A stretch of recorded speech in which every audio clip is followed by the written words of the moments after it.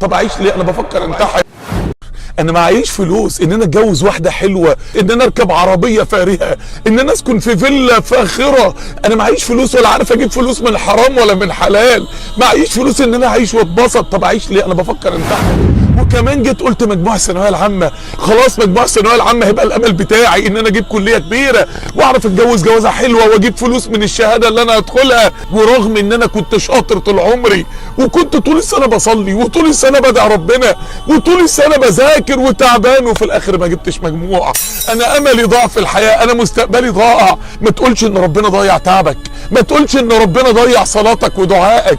انت مستقبلك ما ضاعش. لما ربنا بيسيب باب يتقفل اعرف ان في باب اعظم منه ربنا هيفتحه. عارف الراجل البسيط الغلبان اللي راح يشتغل عامل في مدرسه، قالوا له اكتب بياناتك، قال لهم ما اعرفش اقرا واكتب، طردوه. الراجل قاعد يدور على شغل، لقى واحد مطعم مشهور وعنده خلطه سريه حلوه كده، قال له تشغلني. صعب على الراجل، شغله وعرفه سر الطبخه. صاحب المحل مات، بقى هو الوحيد اللي عارف سر الطبخه وسر الخلطه.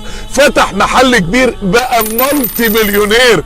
ربنا قال على الغلامين اليتيمين وكان تحته كنز لهما. في قصه موسى والخضر ربنا كان عين لهم كنز، بس هما ما كانوش عارفين هو فين. انت كمان ربنا عين لك كنز، انت كمان ربنا عين لك كنز في مستقبلك. مش لازم يكون تحت الجدار بتاع الثانويه العامه. دور على الكنز بتاعك، دوري على مستقبلك اللي ربنا مدخره لك وعينه لك. ثم ما تنساش ان كلها دنيا في دنيا. ما تنسيش ان انت مجرد اسم مكتوب على الشاشه دلوقتي.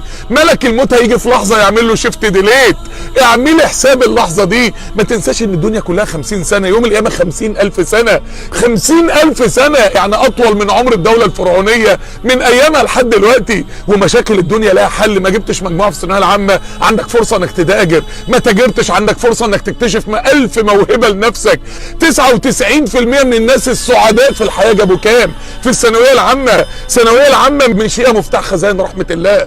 امن باسم الله الواسع. ربنا ما عندوش باب واحد للسعاده والنجاح، ربنا عامل ملايين الابواب. منافذ كلمات الله، ملايين الابواب للسعاده وللنجاح.